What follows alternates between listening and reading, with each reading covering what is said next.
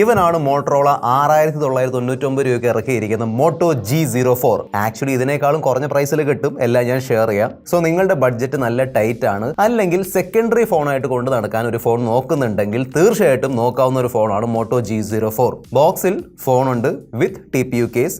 Documents 10 വാട്ടിന്റെ ചാർജറാണ് കൊടുത്തിരിക്കുന്നത്. പക്ഷേ ഈ ഒരു ഫോൺ 15 വാട്ട് വരെ സപ്പോർട്ട് ചെയ്യുന്നുണ്ട്. And type C charging cable. ഈ ഫോണിന്റെ എല്ലാ ഫീച്ചേഴ്സും ഡീറ്റെയിൽസും ഞാൻ 5 പോയിന്റ്സിൽ ഷെയർ ചെയ്യാം. കൂടുതൽ സമയം വേസ്റ്റ് ചെയ്യാം. Let's raw.